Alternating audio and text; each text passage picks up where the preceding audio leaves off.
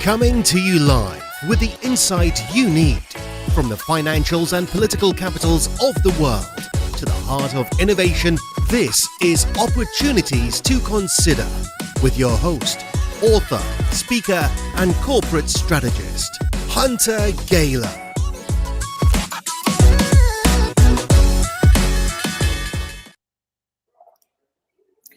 Welcome, everyone, to another edition of Markets Hunters. We are coming to you live with actually breaking news. It's 11:19 here on Thursday, April 27th, and we're live across all platforms, bringing to you lots of opportunities to consider. I'm going to bring in our guest today, Robert Lukowski, who is the CEO of Quantum Computing, Inc. We talk with Bob a lot. Bob, how are you doing today? Doing great there, Hunter. Thanks. Oh, well, listen, we know we just had last week the Quantum Day, World Quantum Day. So that was very exciting. A lot of people are talking about it. But actually, I'm very excited to talk with you today because you had a press release that released this morning. So anyone that's watching it can go look it to your website. It'll also be in the link. And if you follow us on Twitter, I'll link it right after this live stream. But we talked last time about some AI applications and how the reservoir computer and how you're going to be powering a lot of these AI applications. Well, now here we have it. You're delivering on what you're saying, and you're now creating a relationship with a company called Million Ways AI, which is a really interesting company that I have actually played with, and I've signed up for, and I've begun using and going into it. And it's really very interesting because it's an emotional AI. Normally with AI, Bob, we see, like ChatGPT. You ask it a question, it gives you back very binary information, right?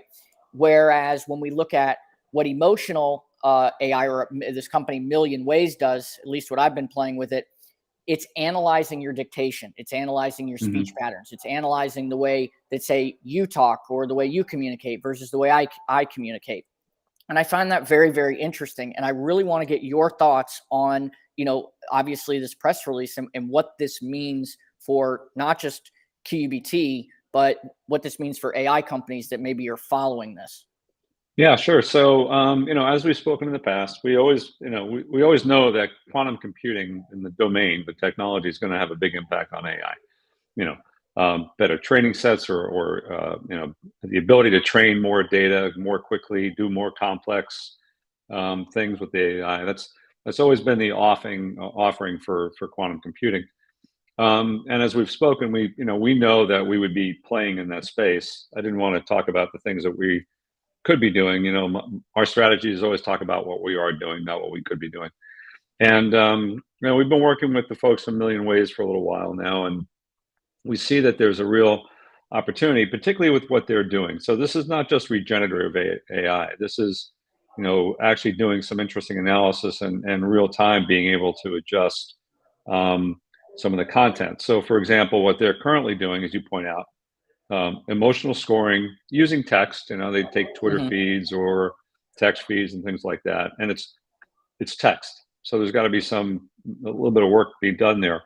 Right. What's different about what we're doing is we're going to be doing audio files, voice, right, and being able to basically make the same determinations, the characteristics for the emotional scoring that go into the text base. We'll be doing on voice base. And then that opens up an entire world of applications that are not currently being addressed. So that's what the real interesting is. Now, so there's two things here. Quantum computing, QCI, as an application, our reservoir quantum computer that can be applied to AI, and that's always been the case. And then B, we actually have a test case that we're going into the market with, or will be going into the market. We're going to do this proof of concept to make sure we can actually do the things we're talking about. This announcement is about the partnership with the company. We're highly confident that we're going to be able to do it. We want to prove it, and then we want to be able to take it into the market. Well, and that's kind of what I wanted to talk about, right? Because in this release, it talks about a lot of the AI applications, and obviously, I've used Million Ways, and for any of our viewers that want to go play with it, I highly encourage you to do so. I recorded over 25 minutes of my voice answering the questions, emotional questions, life questions, business related questions, goal related questions. And it started things in my mind, right? Your costs of your systems, the training of the data sets. So if you have a lot of people starting to use these AI applications, they're going to need that processing speed. So is this kind of the first step that you're taking with the company, is helping them reduce those costs? Yeah. Yeah. Well, increase capability and reduce cost at the same time. So it's multiple benefits here, I think. And then showing where I think the real applications can add value. And it's exactly what we're doing. Yep. So obviously, one of the leading quantum hardware companies, we've talked about, how, and we've been following for some time now in these conversations, Robert, where we go back and we look at, where you started, the release of the Dirac, the hardware, the software stack solutions, what you're doing in cyber, what you're doing in, the banking. And we've always talked about this emergence of AI. And now to see you doing something with the company that I think is going to be a leader in the AI space, especially when we get into the use cases of this. Large companies that have always tried to use like predictive indexes and things like that to understand personality. A lot of HR departments are starting to, use these types of systems. It seems to me, and this is continuing to prove the point, the more AI applications, the more processing, or the more data, the more processing, the more need for, this type of computational equipment that you need, which is where, QCI comes in. Right. And so let's talk a little bit about the coming together. Did they seek you out or did you seek them out? They actually sought us out. I wasn't looking to test necessarily, or to, I try not to run the company on a headline, right? We can't be sensitive to the headlines, but obviously I don't want to be ignorant to them either, because we know we actually have a capability that could be meaningful, but we didn't want to just do another ChatGPT. That was going to be meaningless. What's meaningful is to take on a new capability. They came to us. They've been doing their research, looking at the various aspects of what quantum computing in general can do to the field. And when we started talking about it, we recognized that we have, there's for their use case, it's a great use case for what we do. And so we just had, more conversations around the application of their technology. And, quite candidly, we wanted to make sure that they were going to be differentiating enough to get involved with. And they've done some great work already. I mean, they've got some great clients. They're doing good work in the space. Their value proposition for AI is different. And that's what attracted us in particular. And that differentiation of their value proposition was right dead center to where we can add value. So it became a good match. No, I think that's really important, because I think a lot of people, as they look at the advancement of AI capabilities, and then that's a direct quote, you're enthusiastically looking forward to teaming up with QCI to demonstrate how their advanced AI capabilities will benefit from quantum information technologies. And Million Ways has a number of practical capabilities already in the marketplace, like their emotionally intelligent AI that helps companies build the right teams, have a strong culture with highly motivated employees. And so when I read things like this, and I think our listeners and our viewers look at this, when these AI companies are now starting to reach out to companies like yours, they're understanding, okay, there is a need for this in the marketplace, and it's justifying the existence. It's not just talk, it's actual action. And I think that's very impressive, especially when you're creating real world solutions. We've always talked about this, right? ChatGPT is obviously has everyone talking, right? AI has everyone talking. But when we peel back the layers, Bob, and this is something I kind of want to get your thoughts on, there still has to be underlying computational like hardware to power this software, right? It's not like some holographic Star Wars thing. I mean, although it seems like slowly, step by step, we're getting there. But would you say that more and more AI companies are going to start taking the lead, like what Million Ways is doing, whether it's with your company or another company? I mean, obviously, you guys have the proven technology here, but where do you see the landscape just in the field of AI and quantum computing going? Yeah, so let's go back to an analogy we often use, or which is often used in the quantum industry. You go back to your iPhone, right, and you look at the transition between a flip phone, just a regular phone, and a smartphone. Whether it be an iPhone or an Android, it doesn't make any difference. But when that technology first came about, it was interesting, right, and people knew that they could do more than just make a phone call. And once users got that technology in their hands to see what the art of the possible was using different applications, it became a very virtuous cycle. You had people desiring to do more things. You had hardware makers meeting that desire, right, by providing more capability. And the easiest one to show is, cameras. Right now, most these phones have anywhere between 5 to plus more cameras on there, right?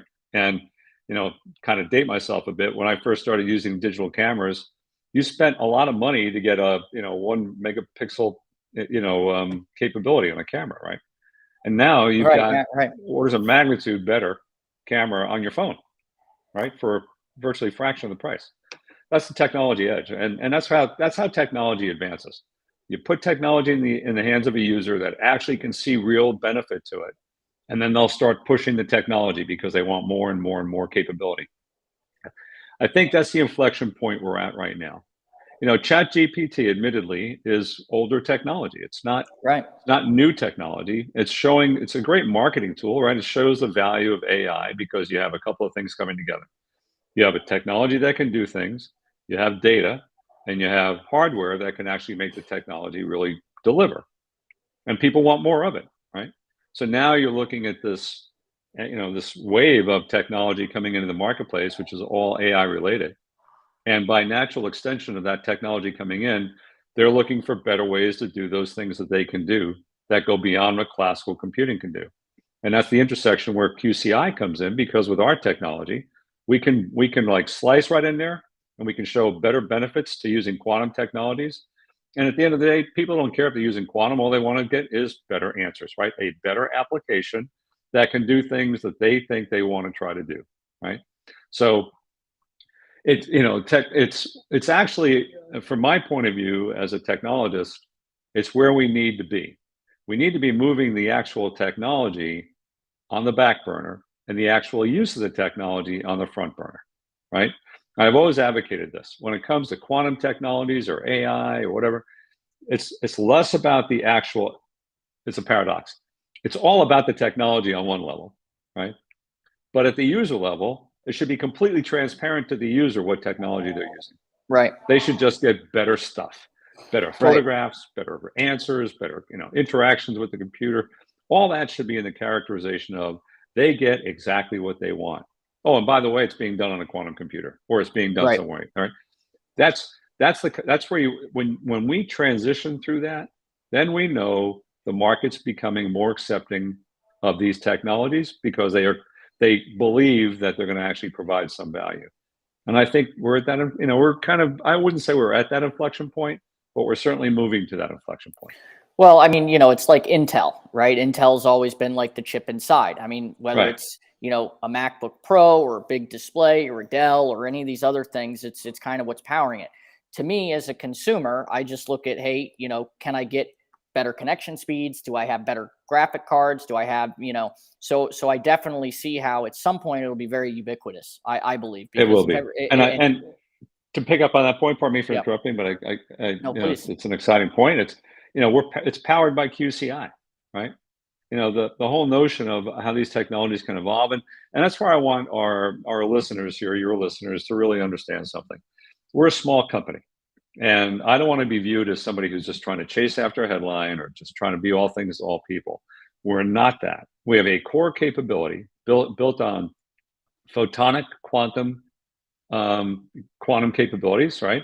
And a photonic quantum chip that we produce, which is powering everything that we're doing, whether it be our EQC or EQC1 and 2, or Dirac 1 and 2 rather, or a reservoir computer, or our LiDAR image, LiDAR capability, or cybersecurity. All these applications are fundamentally powered by the same technology. So we're extremely focused in what we're doing, and the applications themselves are being driven by the market. Now, that's why I wanted to go to market with Million AI, A Million Ways AI, because they know their market. We don't have to be the experts in emotional intelligence, and we'll let them do what they do. We'll just help them power to get to a better answer. That's how QCI is going to expand into the marketplace. Well, it's definitely very exciting, and we're going to be following this. I'm excited to play around with the application, and now knowing that it's going to be powered, so I'll get my answers faster and get the results quicker. That'll always be good. Because one of the things that I think everyone experiences, and this is just kind of a comical point, is we call it the spinny wheel of death, right? It's just where when the application just stops, and it's like, and then you wait and you wait. But as the new quantum technologies come out and allow for faster processing speeds, really just it takes a quantum leap, pun intended. But literally, these applications being able to run at a much more efficient way is going to be great for the overall user experience. So I'm looking forward to that. Yeah, it will be, but I think, in addition to the actual computing capability, the actual, like I said, go back to the applications piece. What I think the value here to the user is going to be in areas that we kind of think about, but we don't really think are going to be really possible. For example, right now you and I are talking, right? Right. We're having a human interaction. I'm giving you information. You're coming back with questions. We're imagine you have that ability to do that with artificial intelligence, right? But you're trying to get that assessment from a healthcare provider, right? So a healthcare provider is trying to assess the individual. So at a human level, we're going to give off cues. We're going to give off certain things in our voice and our language and the way our syntax that can be analyzed and determine, is this person being truthful? Is this person under stress? Are there any characteristics of what they're saying that I need to know to give them a better evaluation or diagnosis on their health? Are there things that I can be picking up on? And that's where the data acquisition piece and then ultimately the analysis of that data is really going to become powerful. So imagine now, one of the applications that they've talked about is, the elderly population, right? So, not necessarily the most computer literate, but even in the next generation, when the elderly population goes from being computer literate to maybe not capable of being able to manage their computer or their interactions, right? They can talk, right? And one of the things about elderly populations, they either are isolated and maybe lonely, or they need somebody. They need information, but they're not going to be typing it into the computer. Well, Alexa or one of the other digital assistants that are out there today are shaping us to ask questions, and we get some decent answers out of that stuff.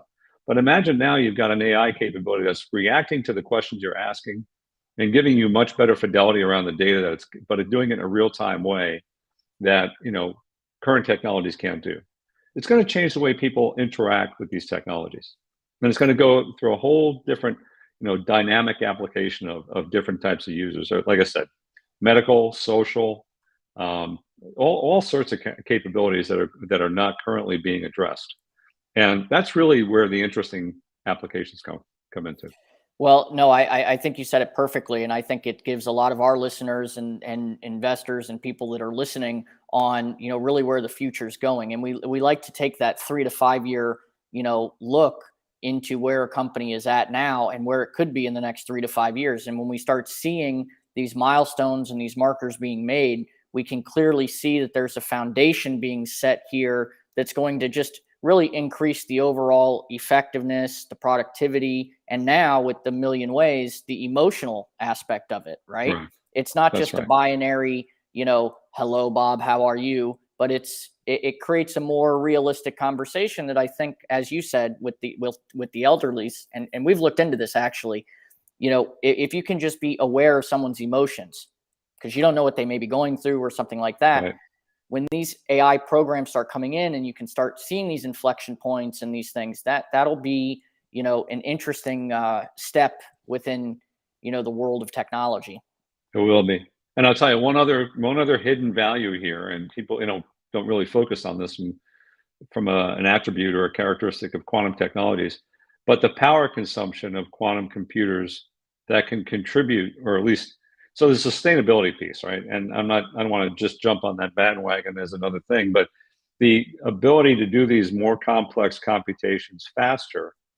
Ordinarily, when you're adding GPUs, you're adding power requirements. And when we start talking about sustainability and the increase in power, what does it mean to data centers? What does it mean to GPU providers? there's an not maybe necessarily an exponential cost, but certainly a fairly big increase in power consumption and costs associated with that because of computations.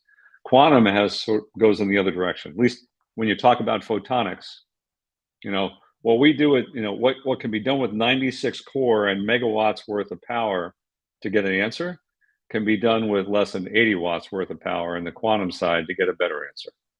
Yeah. So if you multiply that across these industries in terms of and AI is going to be a very power consumptive driven industry, quantum computing will contribute to that in addition to all the other computational advantages that it has. It's a big deal. Well, the more and more we look into this, there's new advancements in technology happening every day. And that's why we're looking to see really where the future is taking shape, because we're experiencing it. So, and I'm actively playing with these applications too, because, I want to make sure I stay on top of it, because, I'm going to see the different industries that this starts taking over. I mean, yeah, I'm actually curious, and this is a totally off the side note here, but when you look at the gaming industry and you take something like a multiplayer online game, like a Call of Duty or, World of Warcraft or any of these massive multiplayer online games where you just don't have chat, you have audio, you have real time, things going on all over the place. Talk about power consumption, right? I mean, you've got all these devices in your house plugged around. You've got millions of, if not hundreds of millions of people on these things playing. It's going to be interesting to see how quantum takes a role in that aspect as well. No, it's true.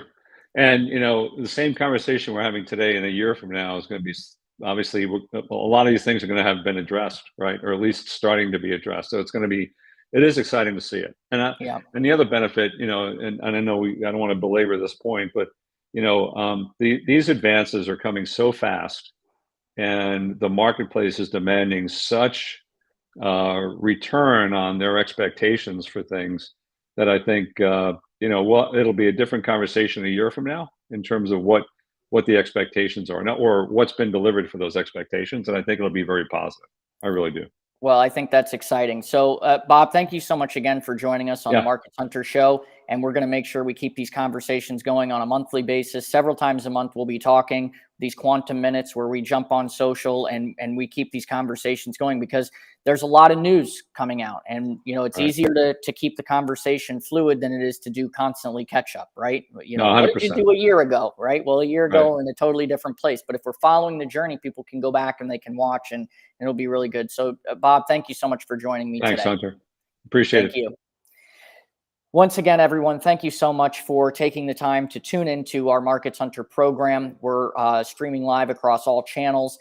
These will be re-uploaded to Twitter. It'll be pinned on our Twitter account, as well as our LinkedIn, YouTube, and we have some more announcements coming out next week, actually, with the start of the month of May, with some new kind of exciting developments within the Markets Hunter ecosystem of various companies.